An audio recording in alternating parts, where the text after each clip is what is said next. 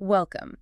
Today we're going to take a really close look at a figure whose name is, well, it's basically synonymous with 1970s American glamour and ambition. Roy Halston.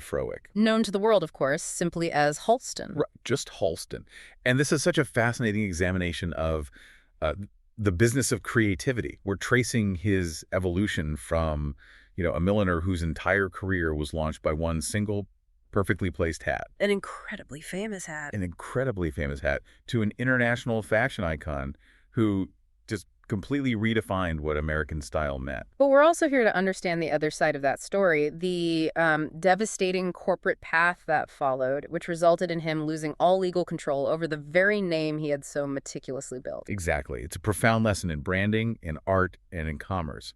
You can't talk about American luxury fashion without him. But you also can't ignore the cautionary tale that's embedded in everything that happened later. It's true. I mean, he rose to international fame in the 70s with this aesthetic that was just a revelation. It was minimalist. It was clean. It was modern. Completely. This Yeah. wasn't about, Parisian formality. This was about creating a sophisticated but relaxed urban lifestyle for women, something they could actually live in.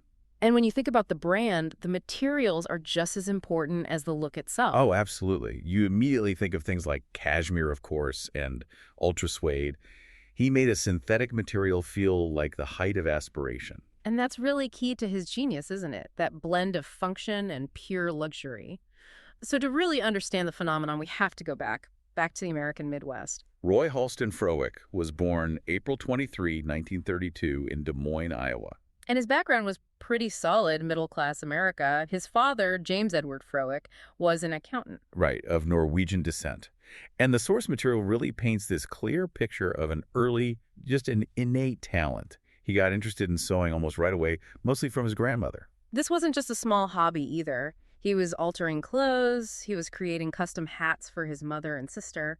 Which shows you that from the very beginning, it wasn't just about copying styles. It was about creating and adapting. He had a vision. His family later moved to Evansville, Indiana when he was 14. He graduated high school, briefly went to Indiana University, but it seems pretty clear that a standard education wasn't going to hold him.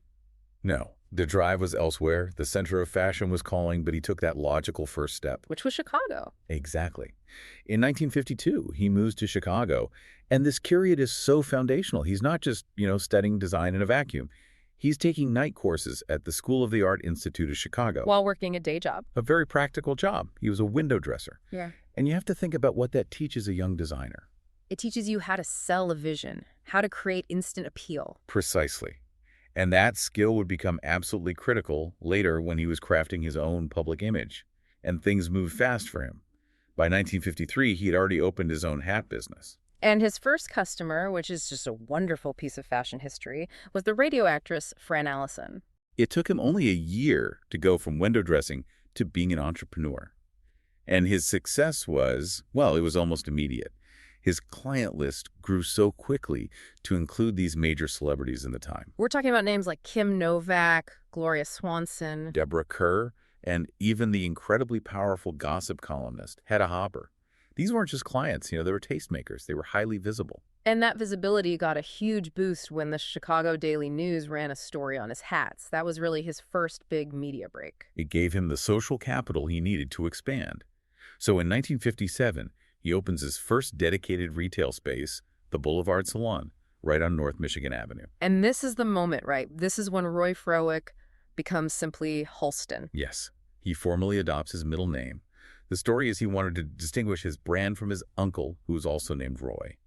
It was an early, critical move toward building that singular, recognizable name. And the pace just picks up from there once he gets to New York. He relocated in late 1957. First, he works for the famous milliner Lily Daché, and his rise there was incredibly fast. Within a year, he's named co-designer. Which would have put him in direct contact with all the elite fashion editors in the city. Then came the final key step in his hat-making career. He becomes head milliner for the custom salon at Bergdorf Goodman. So now he's at the absolute nexus of social power in American luxury. He's exactly where he needs to be. And all of that leads to the one singular moment that cements his place, not just in fashion, but in American cultural history forever. 1961, the presidential inauguration. He designed the pillbox hat worn by Jacqueline Kennedy. And that was so much more than just a fashion choice. It was a cultural coronation. The image of the First Lady in that perfect, clean, slightly oversized pillbox hat, it defined a new era of American style. Youthful, sophisticated. And it gave him instant national recognition. It transformed him, really overnight, from a respected designer into a household name.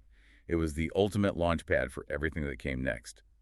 But ironically, the very thing that made him famous, that structured, sophisticated hat, was starting to fall out of fashion in the mid-60s. And Halston saw it coming. He had this incredible foresight to recognize the trend and make that crucial pivot from hats to women's clothing. He knew he had to change with the times. But that kind of shift is a huge financial risk. And our sources point out that for a really critical period, that transition was backed by just one person, a millionaire from Amarillo, Texas, named Estelle Marsh. And that private backing gave him the freedom to really experiment and perfect his aesthetic without the immediate pressure of the market. So with her support, he opens his first boutique on Madison Avenue in 1968. And it's worth noting that his first clothing clients were the same kind of powerful, connected women who bought his hats. For example, he designed a wedding gown for Mary Wells Lawrence, An advertising executive. who, crucially, was about to marry the chairman of Braniff International Airways. That relationship becomes very important later on. The real revolution, though, starts in 1969 when he launches his first ready-to-wear line, Halston Limited. This is where he really establishes the Halston look. And we keep saying it was simple and minimalist, but we should really unpack what that meant. It was sophisticated, yes, and glamorous, but above all, it was comfortable. It was functional. Fashion for a modern life. For No, movement. Exactly. His design philosophy was an act of, well, aggressive reduction. He worked with these incredibly luxurious, soft fabrics, silk, chiffon, cashmere. But the material that really defined his approach was ultra suede. Let's talk about ultra suede for a moment because it's so central to his innovation. It's a synthetic microfiber, it's durable, and it's washable. Which was radical in an era where high fashion meant a trip to the dry cleaner. And he didn't treat it like a cheap substitute. He used its unique properties, how it could drape but also hold a shape, to create garments that felt like expensive suede, but had the practicality of everyday clothes. It was relaxed, functional elegance. He actually explained his philosophy perfectly. He talked about stripping away working details that didn't work. There's a great quote where he says he got rid of bows that didn't tie, buttons that didn't button, zippers that didn't zip. I've always hated things that don't work. That's practically the manifesto for modern American sportswear. He was designing for real life, not for a photo shoot. His genius was letting the fabric itself do the work, often cutting on the bias to maximize that fluidity. And it was a direct contrast to the very fitted, structured silhouettes coming out of Europe. He was giving women freedom. And you see that freedom most clearly in his advocacy for pants. He was instrumental in making pants a staple of high fashion for women. A symbol of liberation, really. Power dressing. He understood the shift that was happening in society. He once said, pants give women the freedom to move around they've never had before. They don't have to worry about getting into low furniture or low sports cars. That quote just shows his awareness. He knew he wasn't just designing clothes, he was designing a new kind of lifestyle.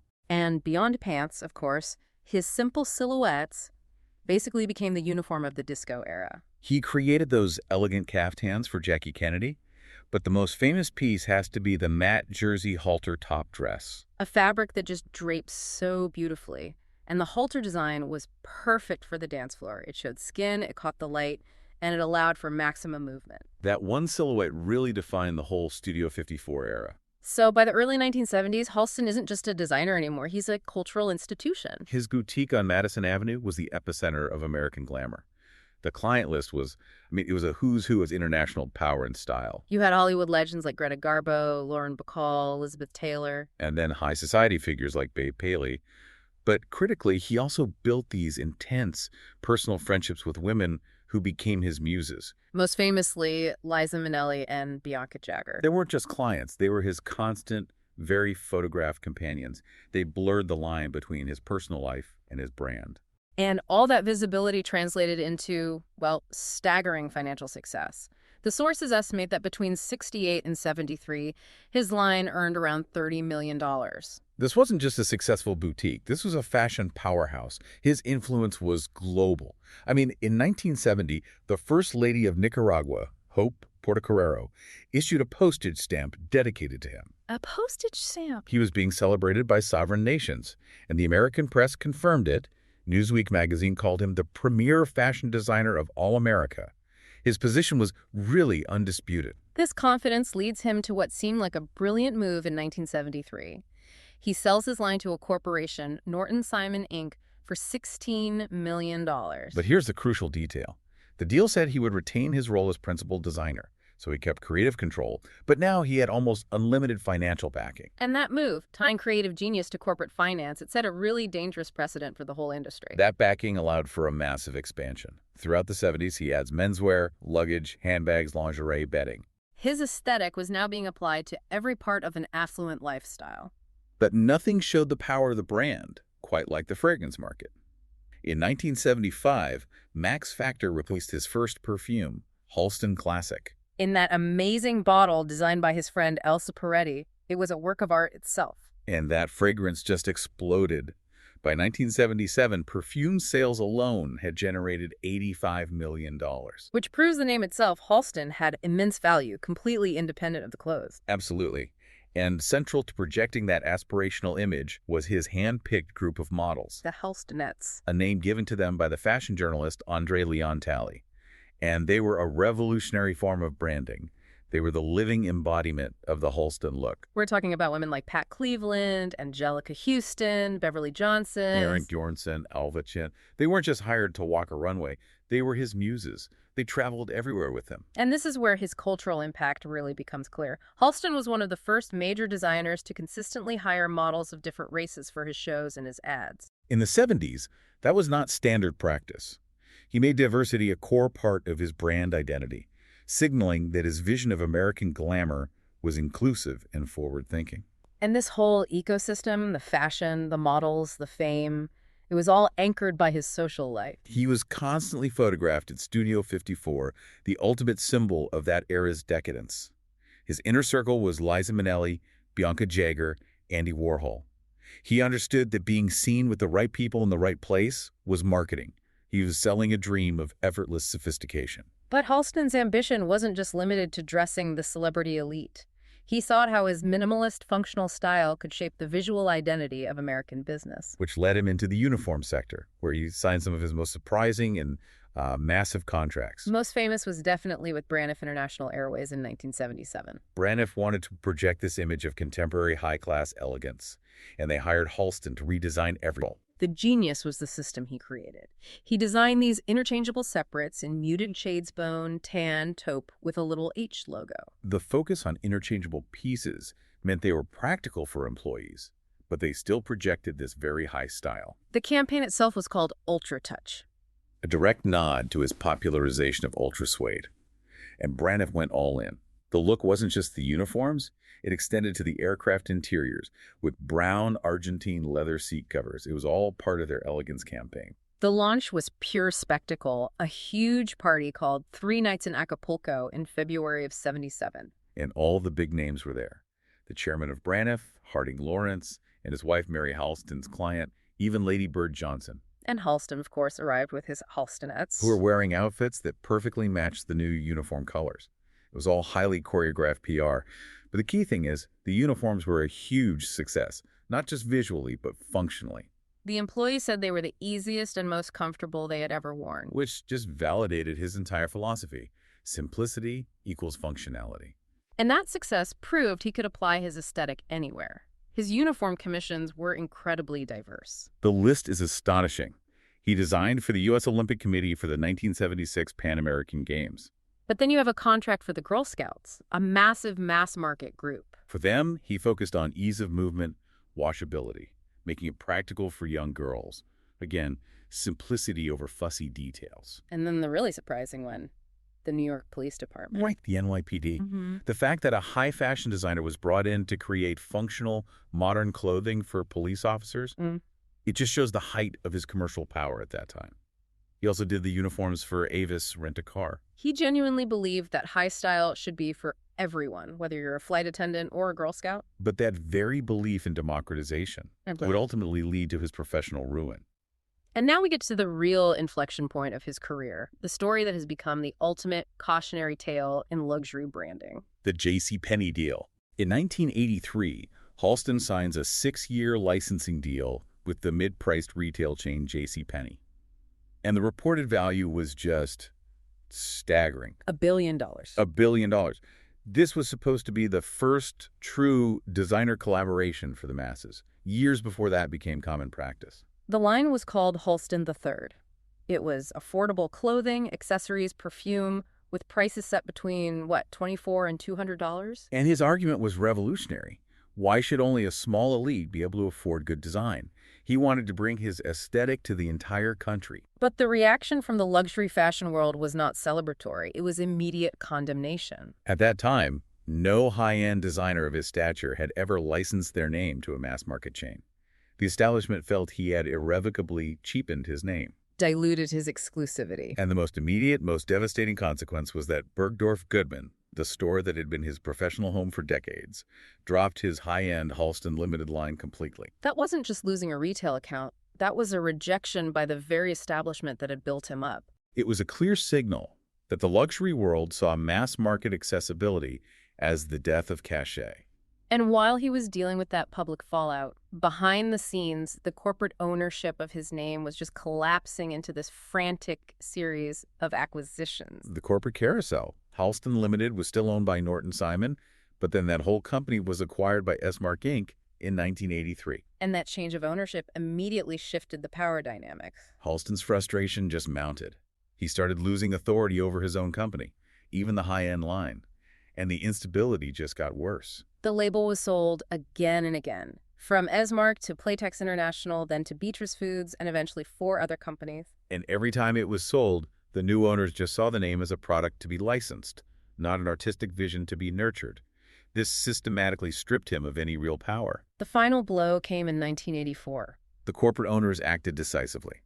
Halston was formally banned from designing for Halston Enterprises. He was replaced by John David Ridge. Just think about that. The designer was legally barred from practicing his craft under his own name. He had sold the name, and the license holder was now using its power to silence him. He tried to fight it. He entered into these long negotiations to try and buy his company back. But he was completely outmatched by these massive corporations. His attempts failed. In 1986, Revlon acquires Halston Enterprises. He remained on salary, but the damage was done. He stopped designing clothing for the company entirely. He was essentially paid to stay quiet. But even though he was sidelined by his own company, that creative impulse never left him. He kept designing for his friends, especially for Liza Minnelli. And he took on a really meaningful, non-commercial project, designing costumes for the Martha Graham Dance Company's Temptations of the Moon. It showed where his artistic loyalty really was. In the end, Revlon decided to discontinue the clothing line in 1990. They realized how hard it was to sustain the brand without the genius behind it. But they wisely continued to sell the incredibly lucrative Halston perfumes. While his professional life was this incredible public story of glamour and then tragedy, his personal life was just as rich and complex. His primary relationship, which was often on again, off again, lasted for just over 10 years. It was with a Venezuelan-born artist named Victor Hugo. They met in 1972. Hugo was a makeup artist, and he later worked as Halston's window dresser. Which was so characteristic of his life, wasn't it? Everything, personal, professional, it was all intertwined. And the New York Times also reported he had an affair with the fashion designer Luis Estevez, which just illustrates how vibrant his social life was within that creative community. As we move to his final years, we have to do so with a great deal of sympathy for the suffering he endured and for the devastating impact the AIDS crisis had on that entire generation of artists. In 1988, Halston tested positive for HIV. As his health began to decline, he moved to San Francisco to be cared for by his family, away from the public eye of New York. He died on March 26, 1990, at the California Pacific Medical Center in San Francisco. He was only 57 years old. The cause of death was Kaposi sarcoma, an AIDS-related illness. It's a form of cancer that causes painful lesions, and it was a common and devastating manifestation of the disease at that time. His remains were cremated. His death was a profound loss, and his friends immediately came together to commemorate him. In June of 1990, Liza Minnelli, his most devoted friend and muse, sponsored a tribute at Lincoln Center. And that was followed by a reception hosted by the jewelry designer Elsa Peretti, the same friend who designed that iconic perfume bottle. It was a final gathering of the circle that had defined his years of glamour, a moment to reflect on the immense talent that was taken far too soon. Halston's death, you would think, would have provided some clarity for his legacy, but instead it just marked the beginning of this almost continuous cycle of corporate instability. Everyone was trying to monetize the power of his name, but without the guiding vision of the man himself. It became clear the name was valuable, but the genius needed to make the clothes successful was missing. The company has just gone through this relentless series of acquisitions since 1990, each one an attempt to resurrect the brand's credibility. The pattern is what's important. In 1996, the clothing license was bought by a company called Tropic Tex Revlon. Smartly, kept the fragrance rights, and they hired a designer, Randolph Duke, to relaunch the line. And for a moment, it worked. Duke's collection was critically acclaimed. He got the name back on the red carpet. The high point was when Minnie Driver wore a crimson Halston dress to the Academy Awards. Celebrities like Mariah Carey and Celine Dion started wearing it again. It proved the name still had pull. But the instability continued. Duke left after the company was sold again in 1998. They brought in another designer, Kevin Hall, who also got great reviews. But again, corporate instability. The company was sold, and Hall left in 2000. It's this sad pattern where the talent was there, but the corporate patience just wasn't. The cycle just kept going. A new owner hired designer Bradley Bayou to relaunch Halston as a purely high-end brand. And it was visible. Oprah Winfrey wore it, Queen Latifah wore it. But Bayou left in 2005, frustrated by a lack of funding for advertising. You can't succeed in modern fashion without marketing. The most high-profile, star-studded attempt came in 2006. The dream team, it seemed. Jimmy Choo, co-founder Tamra Mellon, stylist Rachel Zoe, and the film producer Harvey Weinstein. They had money, fashion expertise, celebrity access. But again, internal disputes, they couldn't find a consistent design voice. Then they tried a different approach, launching a more accessible line called Halston Heritage. Which used archived sketches from Halston himself, updated. And they brought in massive star power in 2009. Sarah Jessica Parker.